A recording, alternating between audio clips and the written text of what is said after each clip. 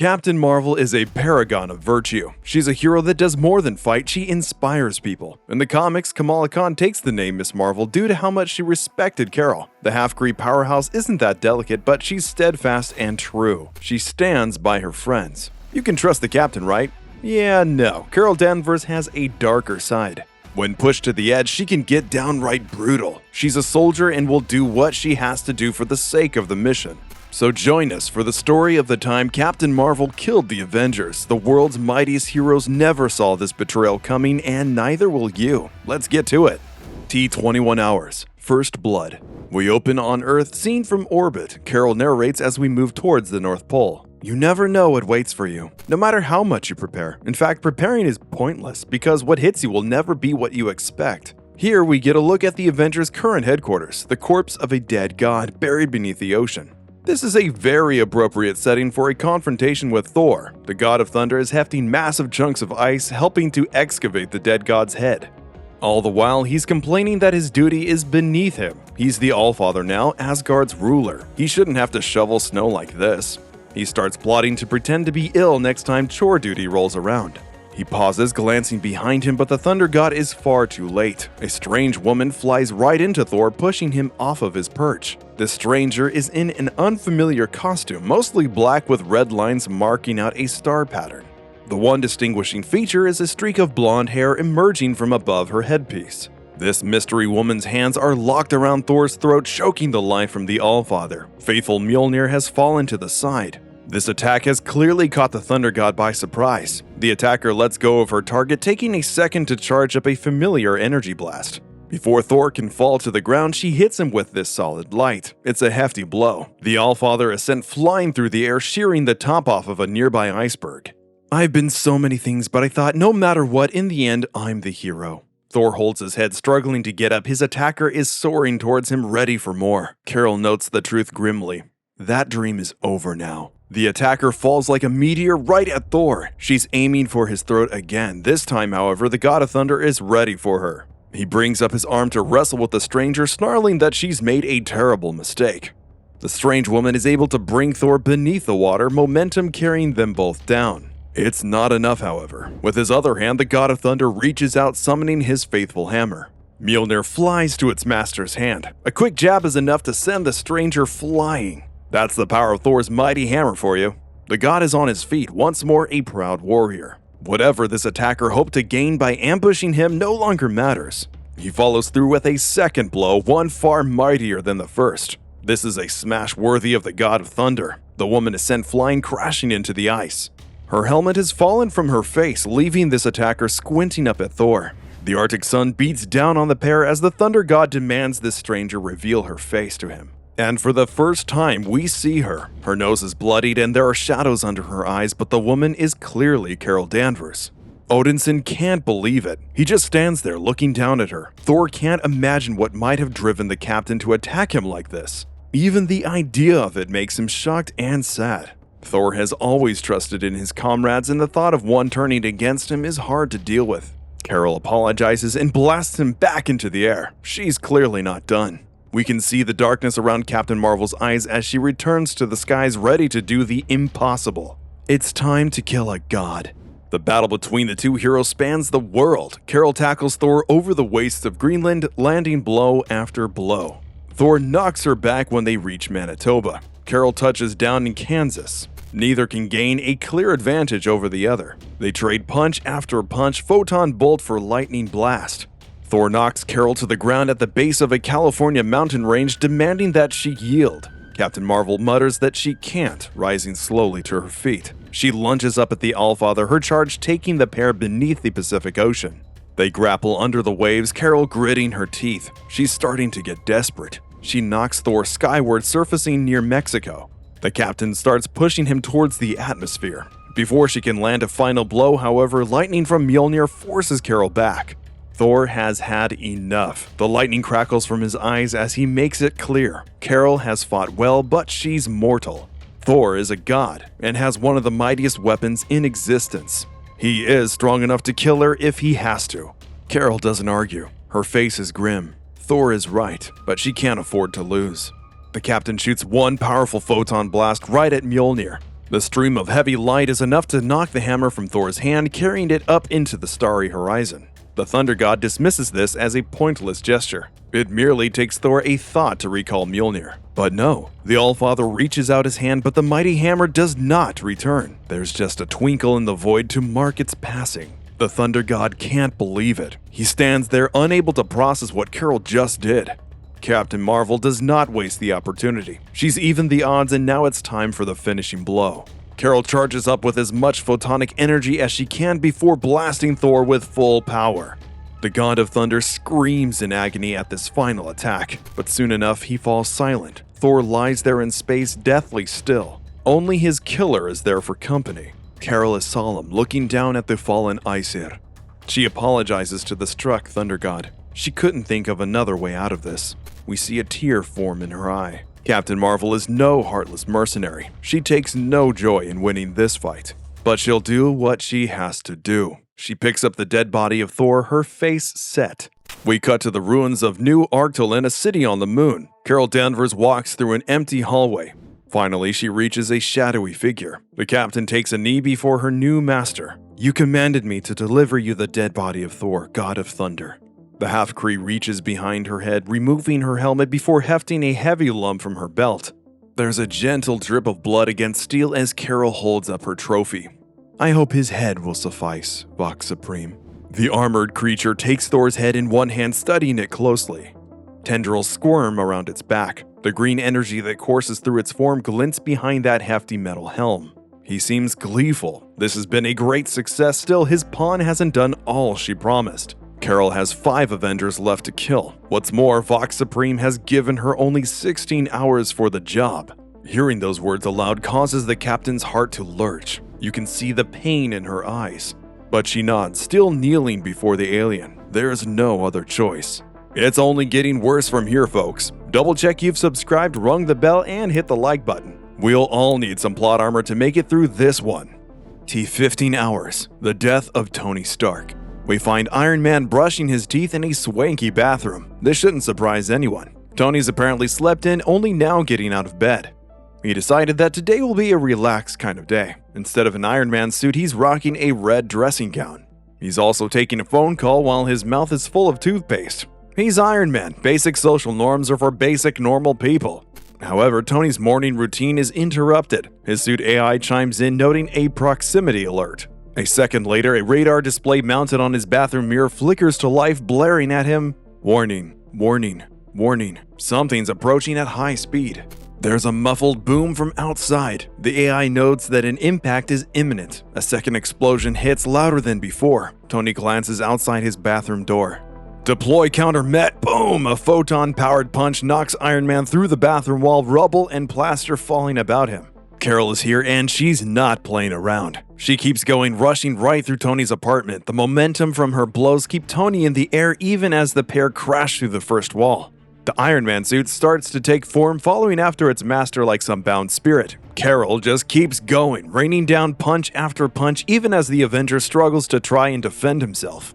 "Just let it go, Tony," are the captain's final words before knocking the billionaire playboy out of the window. If his suit had been slower to form, this alone would have been enough to kill Tony Stark. Instead, it clues Iron Man in on who he's fighting. His eyes go wide as he asks Carol if it's really her. That buys the photonic powerhouse time to rip into Tony's armor. She tosses components aside while the Golden Guardian keeps trying to back away. He doesn't want to fight his friend.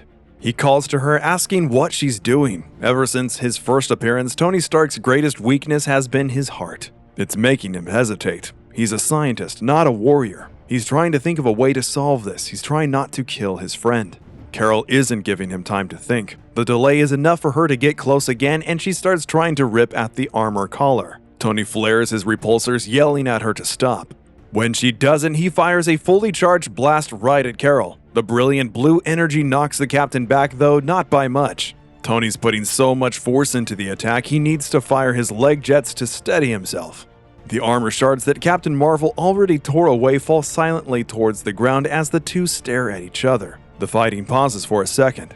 Tony asks Carol to talk to him, to explain herself. Once more, Carol says she can't. Even now, Iron Man is struggling to act against his friend. He pleads with Danvers, begging her not to make him do this. The captain's response is a sneering laugh, challenging the armored Avenger to take his best shot. Tony does so. This time his repulsors hit so hard the sound and light were enough to blind Carol for a second. When the moment ends, however, Carol Danvers stands. The photon energy that normally surrounds her hands has surged into a wave of pure stellar fire. She looks like she's about to become binary again. Tony's panic and upset at fighting his friend made him forget. Carol's powers include energy absorption. That repulsor shot gave her the power she needed to win this fight. One Nova Blast creates an explosion that fills the New York skyline. It sends the unfortunate Tony Stark spiraling into orbit, the photon-powered killer in hot pursuit. Carol's no longer worried about winning the fight. All she has to worry about now is time. Vox Supreme's deadline is drawing closer. She has to finish Tony quickly. Her hand goes straight to the arc reactor. It takes both hands for Iron Man to wrestle with Carol's grip. Tony tries to talk to Cap, pointing out that she can't win this. Even if she beats him, the rest of the Avengers will take her down. Carol isn't worried. As she points out, she's killed a god today. Compared to that, Tony's just a man in a fancy suit. Iron Man, however, has a counter. Wrong. I'm a guy in an amazing suit with an army of robots. Tony flips up his faceplate, ready to deliver this smackdown face to face. Before he can finalize the voice command, however, Carol raises her hand to Tony's neck. The billionaire can only watch as the captain tightens her grip around his throat, shattering his windpipe. No voice leaves him unable to call his backup suits. Tony grits his teeth, trying to break free to think of something, but he's done. Carol tears his suit away piece by piece. Soon enough, Tony Stark is left alone as we saw him in the bathroom. Just a man in a robe clutching at his windpipe. Carol watches as the corpse of the legendary Avenger falls away into the darkness of space. She hates this, but it has to be done. T-24 hours, where this all begun. Before this hell began, Carol was checking on a Kree refugee camp on Governor's Island. The situation wasn't looking good. The Kree have been forced to flee the destruction of their homeworld Hala. Only a few planets are willing to take them. The Kree were once a militaristic empire led by the Supreme Intelligence. Even now that it's over, other races hold a grudge. The refugees don't have many options. This temporary facility is already overcrowded. The US government has had to open 9 additional camps spread out all across the country. However, even that is only a short-term solution. Carol looks on as the young Kree wait in line for gruel. One little girl is playing with a Captain Marvel doll. It's easy to see how this hurts the supposed protector of the Kree. Carol asks how she can help, but the government employee has no answer for her. Irritated, the captain flies into orbit. She needs some time to think.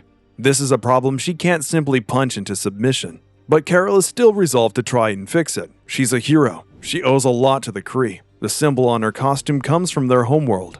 There has to be something she can do to help them now, when they need her. However, before she can come up with a plan, black goo starts to flow from her mouth. Carol doesn't know what's going on.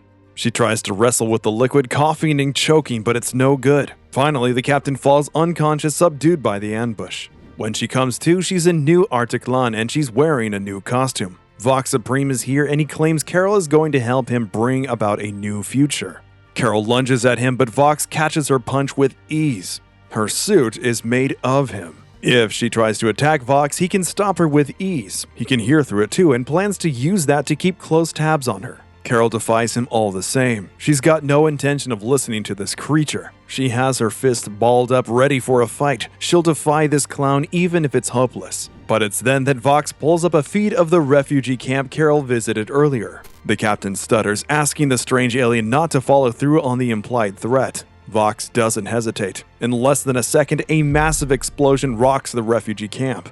Those innocent young Kree, all dead. All because Carol defied him. Vox Supreme makes it clear that he has 9 more bombs ready to go, 1 in each camp. If Captain Marvel keeps trying to resist him or warns anyone, he'll blow them all to hell.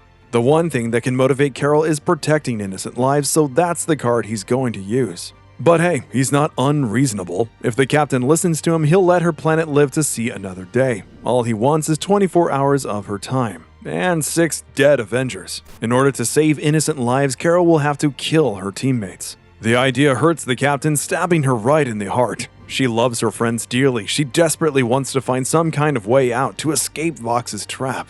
But she's no Tony Stark, no master planner. This trap is already sprung.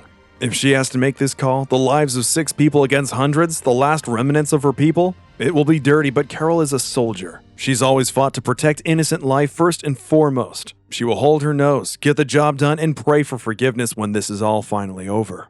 T-12 Hours, the death of King T'Challa. Back in the present, Carol deposits the broken corpse of Tony Stark at the feet of Vox Supreme. The monster is not happy. The captain is moving too slowly. She has 12 hours left to deliver the 4 remaining Avengers. She spent that long on only 2. Carol can't argue the facts but claims she can still do it.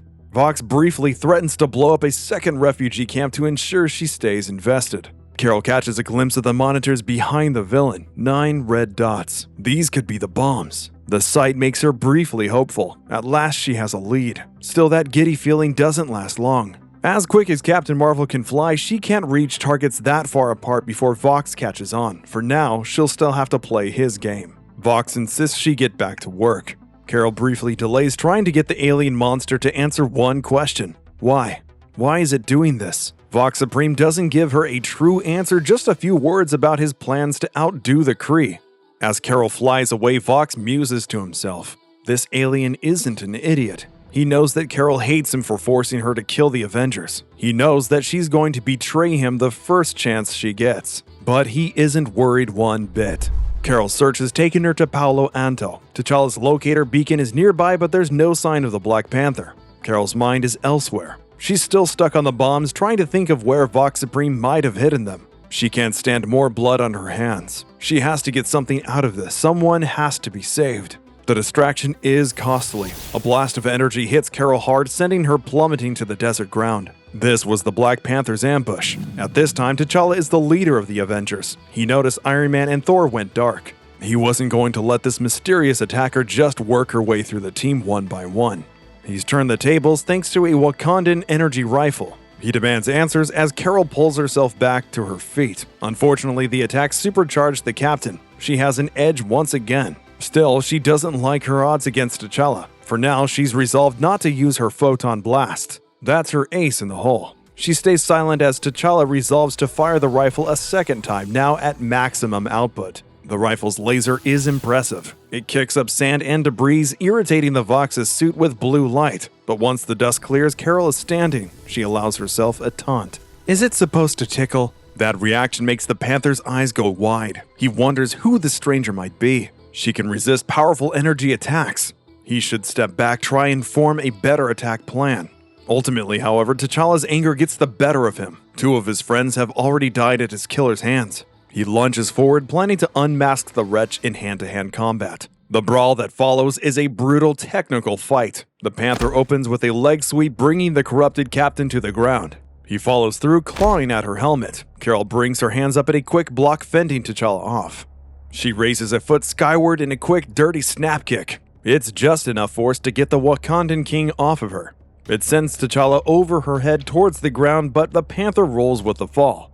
In an instant, he's back on his feet and coming at Carol once again. Now, though, he's getting vicious. T'Challa jukes around the captain's side, raking his claws across her as he goes. The Panther's vibranium blades break through the twisted black suit, cutting into the skin beneath. The pain makes Carol wince and gives T'Challa the opening he needs. He has his arm around Carol in a throat lock, reaching for her mask even as she struggles. The one move the captain has left is to bend forward and throw the Panther as hard as she can. T'Challa slams the ground hard some distance from her. Carol uses her flight to close the distance quickly, ready to pound him into the earth. The Panther raises his leg to fend her off before engaging his suit's cloaking device and vanishing before Carol's eyes. There's no way to guard against an invisible kick. The captain is knocked away as T'Challa stands up. The one thing that gives his location away is the dust of the arena. Carol listens, letting the photon power build in her hands. Finally, T'Challa makes his play, leaping towards the stranger with claws out, only this time Carol answers him. The golden photon blast hits T'Challa head-on with all the power Captain Marvel can muster, knocking him back through the air right into an electrical line. The King of Wakanda screams as the current courses through his body. The Panther suit has some insulation, but not enough for this. Carol looks on mute as her unconscious friend slowly falls to the ground. Perhaps someday in some other life he'll forgive her betrayal. T'Challa knows the importance of saving people. He'd understand, wouldn't he? Carol keeps telling herself that even as she kneels down to deliver the final blow. But as she does, she hears something. A few curt words from behind her and her heart freezes. She starts to turn around to see who spoke, only to be met by a giant green fist that sends her flying across the desert. Before she can even get to her feet, a Hulk is standing over her. Jennifer Walters cracks her knuckles. It's time for some avenging.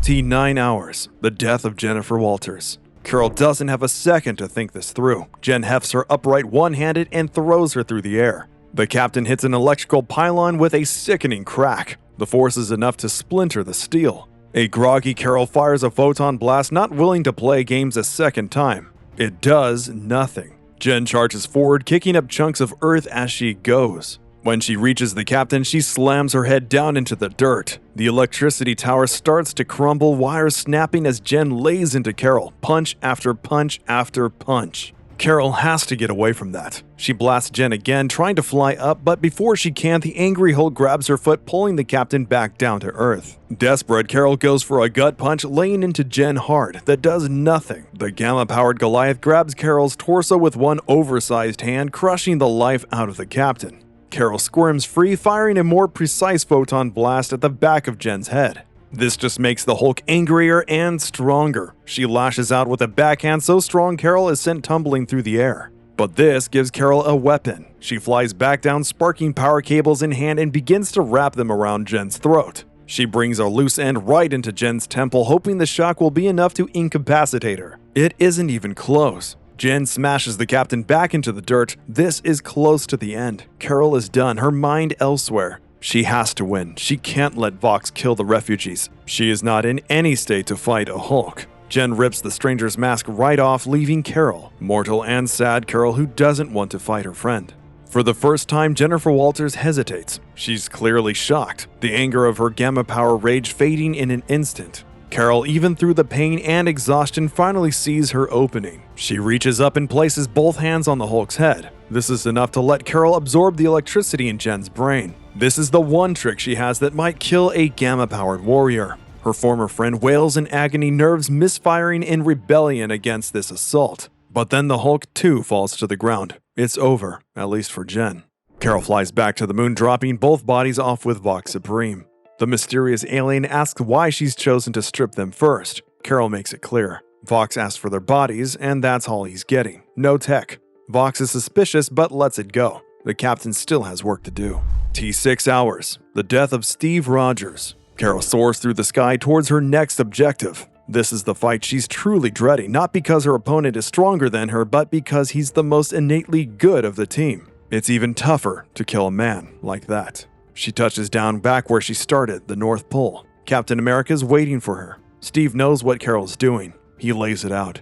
Thor, Tony, T'Challa, and Jen all went down within 24 hours. He asks what's going on. Carol almost chokes to be confronted with her actions like that. As much as it hurts, she can't explain this to Steve. Vox is still listening. Steve doesn't press the issue. He simply asks if this is really her and if there's no other way forward. Carol confirms both. And that leaves Steve Rogers with only one choice. I yield. Carol blinks, not able to believe what she heard. Steve explains. He trusts Carol. If she says this is how it has to be, that's an end to it.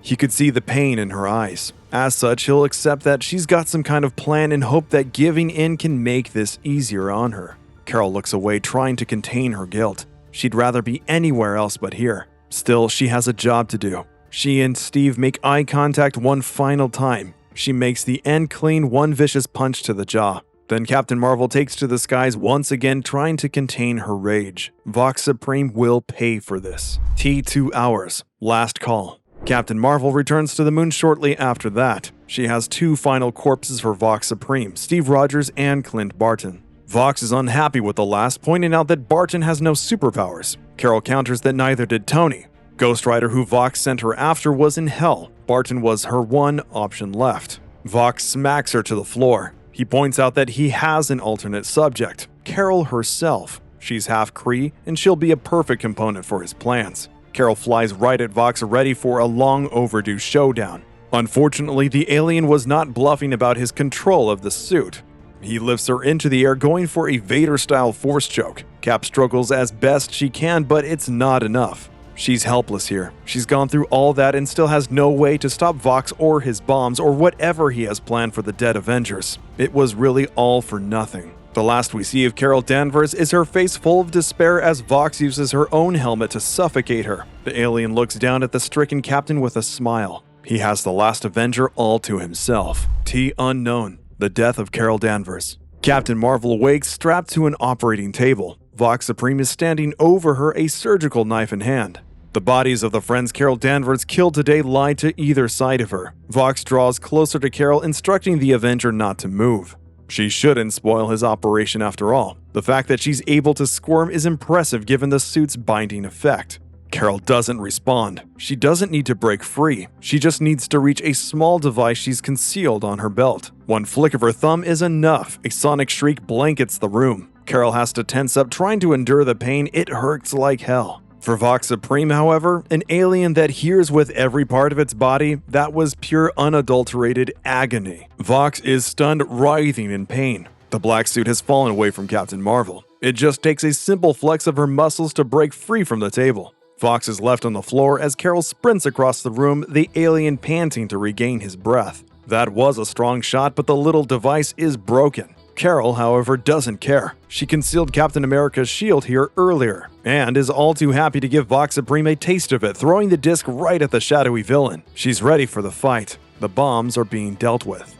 See, Carol is not some helpless bystander. She never gave in to Vox Supreme's demands. She's an experienced superhero with a long list of friends who can help her. And one of those friends is the sentient universe Singularity. Blue can hide people inside of herself. Since she's a pocket dimension, Carol bet that the spy suit couldn't transmit outside of it. Risky, but it paid off. Every fight ended with Carol throwing an unconscious Avenger into Singularity. No sound, no giveaway to the mad scientist listening in. As for the bodies Vox has been getting, well, Carol's led a bunch of military groups in the Marvel Universe. She knows S.H.I.E.L.D's dirty secrets, including an old lab where they grew clones of the Avengers. She didn't lie to Vox Supreme. The corpses are real, but all Carol killed were mindless clones.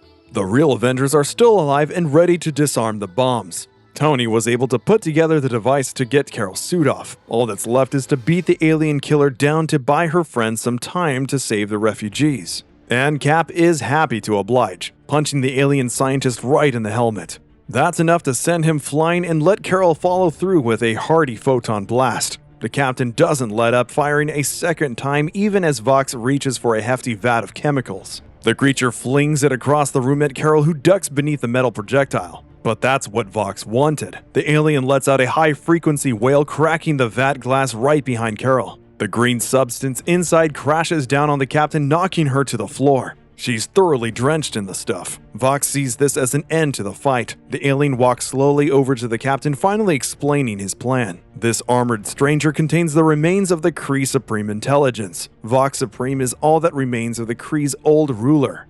Now that its people have lost their homeworld, Vox Supreme has written them off. They are weak. They are failures.